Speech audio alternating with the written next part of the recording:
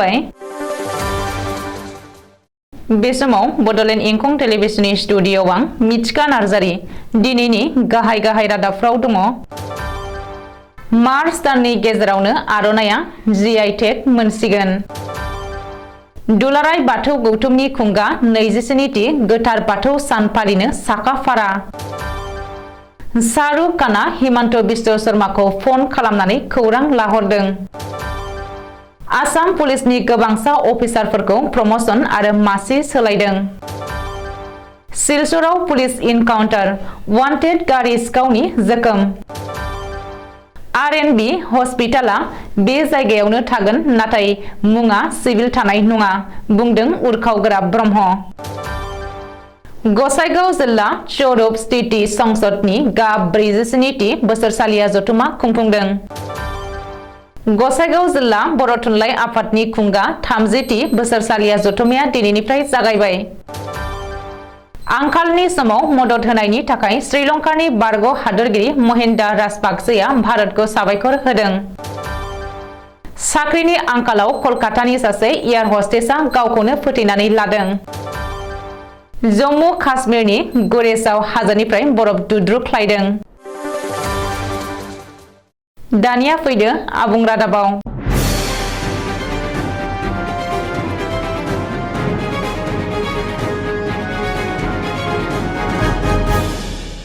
बर' हारिनि थाखाय गोग्गाथाव आरो मोनसे मोजां खौरां। बर' हारिनि सिनायथि आर'नाइनि सायाव बे मोजां खौराङा फैदों। गोदान बोसोर 2023नि गिबि दानावनो बे मोजां खौराङा ओंखारदों। मिथिनो हानाय बायदिब्ला मुलुग दरबाराव बर' हारिखौ सिनायथि होनाय आरो बर' आइजोफोरनि आखाइ आरिमुनि नेरसोन आर'नाइया जग्राफिकेल इन्डिकेसन सुंद'यै GI टेग मोननो हासिगोन। फैगौ मार्च दाननि गेजेरावनो आर'नाइया GI टेग मोननो हागोन होननानै आसामनि आखाइ इसान बिफाननि मन्थ्रि उरखावग्रा ब्रह्मआ मिथिहोदों। बबेखानि GI टेग मोननायनि उनावनो गुबुन रायजो एबा आसामनि बाहेरानिफ्राय आसामाव सालान फैनाय आर'नाइ गामसाफोरा बन्द जागोन आरो बाहेरायाव आर'नाइ गामसा दिहुननायनि बागै सोरखारा खौरां मोनोब्ला बेनि हेंथायै भारत सोरखार आरो आसाम सोरखारा राहा लानो हागोन होननानैबो मन्थ्रि ब्रह्मआ बुंदों। आसामाव आखाइजों दानाय गासैबो सि जोमफोरावनो GI टेग लागायनो थाखाय सोरखारा गोख्रों नाजागासिनो दं होननानैबो उरखावग्रा ब्रह्मआ मिथिहोदों। मन्थ्रि ब्रह्मआ बुंबावदों दि आसामनि जि दाग्राफ्रा आखाइजों दानाय गामसा, फाजार, आर'नाइजों लोगोसे गासैबो हारि हारिसानि जि जोमफोरखौ आसाम सोरखारा गनायजाथाव बेसेनाव बायगोन। जाउनाव सि दाग्राफ्रा गोसो बायग्लिनांनाय नङा। बेनि थाखाय आसाम सोरखारा स्वनिर्भर नारी मुंनि मोनसे बिथांखि बेखेवदों। मख'नो गोनांदि असमिया हारिनि गामसाया सिगाङावनो GI टेग मोननो हादों। बेनि उनाव बर' हारिनि सिनायथि आर'नाइया GI टेग मोननो थांगासिनो। दुलाराय बाथौ गौथुमनि खुंगा 27थि गोथार बाथौ सान मागो दाननि नैथि मंगलबार सानखौ फैगौ 23 आरो 24 जानुवारि खालाराव साननैनि हाबाफारिजों बाक्सा जिल्लानि नबस्ति बियाब बाथौ थानसालियाव दुलाराय बाथौ गौथुम आरो नबस्ति बियाब दुलाराय बाथौ गौथुमनि मददजों गाजा गोमजायै खुंफुंनो थि खालामदों। बे गोथार बाथौ सान फालिनाय हाबाफारियाव बाथौ धोरोमजों लोब्बा गोनां आरो बाथौ धोरोमारि सिबियारिफोरनि सांग्रांथिनि बागै गुवारै सावरायनाय जागोन आरो गोबां मेलेमजिबि बिथांमोना नुजाथिफैगोन। बेनिखायनो दुलाराय बाथौ गौथुमनि गाहाय फोसावथिं नेहाथारि कान्तेश्वर बरगयारिया बे हाबाफारियाव साफ्रोमबो सुबुंफोरखौनो बाहागो लाफैनो खावलायहरदों। बेजों लोगोसेनो मागो दाननि नैथि मंगलबार सानखालि फुंनि समावनो दुगैस्रां लोबस्रां आलारि बाथि फोजोंनानै धुप धुना सावनानै बाथौ थानसालियाव बोराइ बाथौखौ खुलुमनो आरो आरज गाबनो थाखाय साफ्रोमबो सुबुंफोरखौनो खावलायदों कान्तेश्वर बरगयारिया। बलिउडनि बादशाह सुपारस्टार शाहरुख खाना जोबनायाव आसामनि गिबि मन्थ्रि डक्टर हिमन्त बिश्व शर्मानो फन खालामबाय। पाठान सावथुनखौ लानानै गुवाहाटीआव जालांनाय जाथायखौ लोब्बा लानानै शाहरुख खाना थांनाय हरनि 2 रिंगायाव गिबि मन्थ्रि डक्टर हिमन्त बिश्व शर्माखौ फन खालामनानै सावरायहरदों आरो खौरां लाहरदों। मख'नो गोनांदि बजरंग दलनि नारेंगी आन्चलिक कमिटिनि दैदेननायाव साखाथि फाखाथि थानाय सिनेमा हलफोराव पाठान सावथुनखौ बयकट खालामदोंमोन। बेनि उनावनो बेनि बागै गिबि मन्थ्रिखौ खौरांगिरिफ्रा सोंथि खालामदोंमोन, जेराव गिबि मन्थ्रिया सोर शाहरुख खान, आसामाव बेबायदि माखासे शाहरुख शाहरुख खान दङ माबा जेंना जादोंब्ला शाहरुखआ आंखौ फन खालामगोन होननानै बुंदोंमोन आरो गिबि मन्थ्रिनि बे बुंनाया ससियेल मिडियायाव जोबोरैनो भाइरेल जादोंमोन। बेनि उनावनो दिनै फुङाव गिबि मन्थ्रि हिमन्त बिश्व शर्माया टुइटाराव टुइट खालामनानै थांनाय हरनि 2 रिंगायाव शाहरुख खानआ फन खालामनायनि बागै फोरमायदों। गिबि मन्थ्रिया टुइटाराव फोरमायनाय बायदिब्ला शाहरुख खानआ पाठान सावथुनखौ लानानै गुवाहाटीयाव सोमजिनाय थासारिनि बागै खौरां लादों। बेनि अनगायैबो रायजोआव आयेन आब्रुथिनि बिबान थानायनि बाथ्राखौ मख'नानै थार नायबिजिरनाय आरो इयुनाव बेबायदि थासारिया जाहाथे जानो हाया बेखौ सुपारस्टार शाहरुख खाननो बाथ्रा हरदों होननानैबो गिबि मन्थ्रिया टुइटाराव टुइट खालामदों। आसाम पुलिसनि गोबांसा गोजौ थाखोनि अफिसारफोरखौ प्रमोशन खालामनायजों लोगोसे मासि सोलाय-सोल' खालामनाय जादों। रिपर्ट बायदिब्ला भिजिलेन्स एन्ड एन्टी कराप्शननि एसपि वैभव चक्रकान्तखौ बाउन्डारि ब्रान्चनि डिआइजि महरै प्रमोशन खालामबाय। बेबायदिनो 10 नं बेटेलियननि कमान्डेन्ट सेल्लादित्य सेठियाखौ एडमिनिस्ट्रेटिभ ब्रान्चनि डिआइजि, स्पेशल ब्रान्चनि एसपि रत्ना सिंहखौ स्पेशल ब्रान्चनि डिआइजि महरै प्रमोशन खालामनाय जादों। मिथिनो हानाय बायदिब्ला भिजिलेन्स आरो एन्टी कराप्शननि एसपि बिजयगिरि कुलिग्रामखौ प्रमोशन खालामनानै एनआर तेजपुरनि डिआइजि खालामबाय। डिपुटि डिआइजि चैतरन्जन हाजरिकाखौ प्रमोशन खालामनानै बिटिएडिनि आइजिपि बिबान होबाय।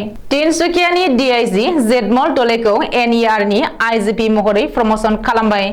रेलवेनि डिआइजि आबु सुफियानाखौ एमपिसिनि आइजिपि महरै प्रमोशन खालामदों।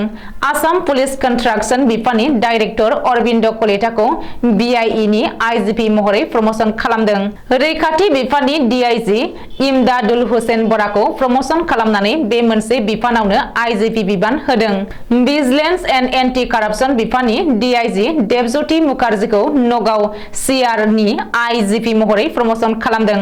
बेबायदिनो डिआइजि एडमिनिस्ट्रेटिभ प्रशान्त सागर सांमाखौ टिएनएपिनि आइजिपि महरै प्रमोशन खालामदों। गुबुन फारसे आसाम पुलिसनि स्पेशल डिजिपि जिपि सिंहखौ भिजिलेन्स आरो एन्टी कराप्शन बिफाननिफ्राय बोखारनाय जाबाय। बेजों लोगोसे आइजिपि सुरेन्द्र कुमारखौ एडिजिपिआव प्रमोशन खालामनानै भिजिलेन्स एन्ड एन्टी कराप्शननि बिबानखौ होनाय जादों। मख'नो गोनांदि टिएनएपिनि आइजिपि अनुराग आगरवालाखौ बे मोनसे बिफानावनो प्रमोशन खालामनानै एडिजिपि थिसननाय जाबाय। रायजोआव फिन पुलिस इनकाउन्टार सिलचर पुलिसा दिनै गोपालगन्जआव गुलि गावदों। बे जाथायाव आफजाल हुसेन मुंनि सासे वान्टेड गारि सिखावआ गोब्राब जोखोम जादों। रिपर्ट बायदिब्ला आफजाल हुसेन मुंनि वान्टेड गारि सिखावआ सासे पुलिस जवानखौ गोबौ हाथियारजों गाग्लोबनानै पुलिस जिम्मानिफ्राय खारखोमानो नाजानायनि थाखाय पुलिसा गुलि गावनो गोनां जादों, जेराव आफजाल हुसेना गुलि नांजानानै गोब्राब जोखोम जायो। आफजाल हुसेननि गाग्लोबनायाव जोखोम जानाय पुलिस जवानखौ आनवार हुसेन होननानै सिनायथिदों। पुलिसा फोरमायथिनाय बायदिब्ला पुलिस इनकाउन्टाराव जोखोम जानाय आफजाल हुसेनखौ सिलचर मेडिकेल कलेज देहा फाहामसालियाव थिसननाय जादों। ओरैहाय बे जाथायखौ लोब्बा लानानै पुलिसा मोनसे केस रेजिस्टार खालामदों। मख'नो गोनांदि सिगांनिफ्रायनो नागिरजानाय गारि सिखाव आफजाल हुसेना गंसे सुरिजों पुलिस जवानखौ गाग्लोबदोंमोन होननानै जाथाय जानाय समाव जाथायसालियाव थानाय जायगानि माखासे सुबुंफोरा सुलुङाव फोरमायदों।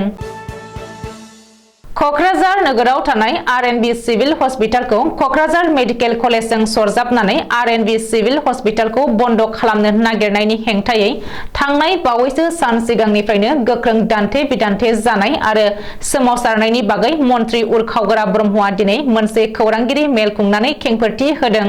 बबेखानि आरएनबि सिभिल हस्पिटालखौ लानानै फार्मासिस्ट एस'सिएशनआ सोमावसारनायजों लोगोसे माखासे राजखान्थिगिरिफोराबो राजखान्थि मुलाम्फानि थाखाय बाहागो लादों होननानै मन्त्रि ब्रह्मआ बुंदों।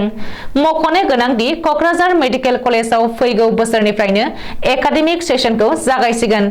बेनि थाखाय गासैबो खामानिखौ आबुं खालामनो गोख्रों खामानि मावबाय थादों। जेराव मेडिकेल कलेज गायसननाय जायो बेनि खाथि-खाला सिभिल हस्पिटाल दोननाय जाया होननानै इउजि ब्रह्मआ बुंनायजों लोगोसे बरपेटा, धुबरी आरो तेजपुर मेडिकेल कलेजनि बिदिन्थिबो होदों।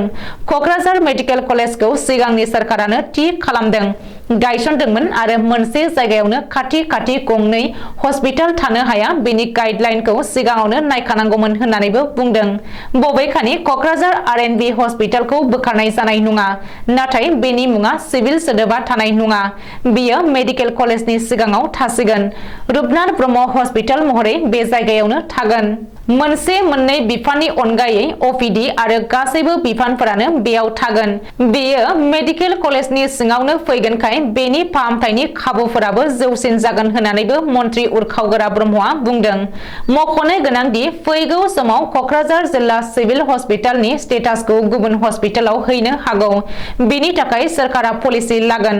बबेखानि दिनैनि आन्दोलना जोंनो सिभिल हस्पिटालखौनो नांगौ, मेडिकेल कलेजखौ नाङा होननाय बायदिसो जादों होननानै मन्त्रि उरखावगोरा ब्रह्मआ खौरांगिरि मेलाव बुंदों आरो बे आयदाखौ लानानै गोनो गोथो सानलायनाङा आरो राजखान्थि खालामनाङा होननानैबो खावलायदों।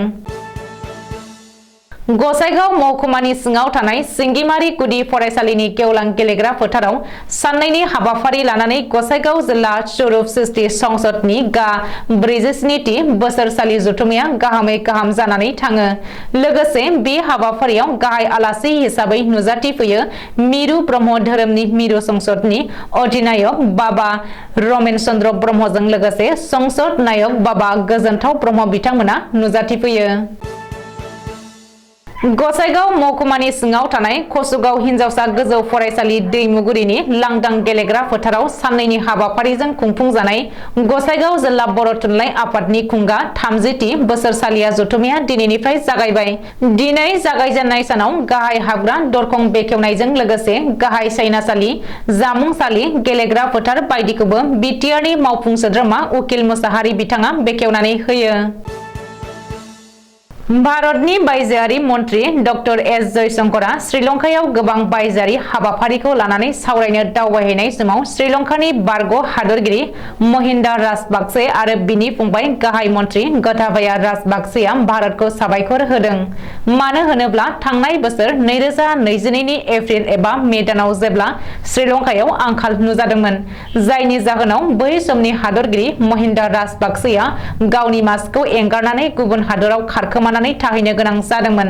नाथाय बै समाव नसुं हादर जानायजों लोगोसे भारतआ श्रीलंकानि आंखालखौ सुंथानो थाखाय मदद खालामदोंमोन। बेनिखायनो निदाननि समाव श्रीलंकाखौ हेफाजाब होनायनि थाखाय भारतखौ साबायखर बावदों श्रीलंकानि बारग' हादरगिरि महिंदा राजपाक्से आरो बिनिनि फंबाय गोटाबाया राजपाक्सेआ। बे खौरांखौ भारतनि बायजोआरि मन्त्रि डक्टर एस जयशंकरआ टुइटाराव टुइट खालामनानै फोरमायथिदों। सोनाब बंग'नि राजथावनि कलकातायाव 27 बोसोर बैसोनि सासे एयार हस्टेसआ साख्रि मोनैनि थाखाय गावखौनो फोथैनानै लादों। कलकाता मेट्रपलिटान क'अपारेटिभ ससाइटिनि थागिबि 27 बोसोर बैसोनि देबप्रिया बिश्वासआ 4 थाला बिल्डिंनिफ्राय बाज्रुमनानै गावखौनो फोथैनानै लादों होननानै कलकातानि प्रगति मैदान थानानि पुलिसआ मिथिहोदों। जम्मु काश्मीरनि बान्दिप'रा जिल्लानि तुलाई मौजा गुरेज ओनसोल हासानगाम गामियाव हाजोनिफ्राय बरफ दुद्रुख्लायदों। बेनि अनगायैबो गान्दरबल जिल्लायावबो हाजोनिफ्राय बरफ दुद्रुख्लायनायनि खौरां मोननाय जादों।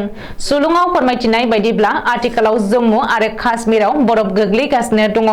मख'नो गोनांदि LOCनि गुरेज ओनसोलाव बरफ दुद्रुख्लायनाया गोदान बाथ्रा नङा। बेनि सिगाङावबो गोबां खेब बरफ दुद्रुख्लायखांबाय। दिनैनि रादाबा एसेनोसै। गोजोन्थों।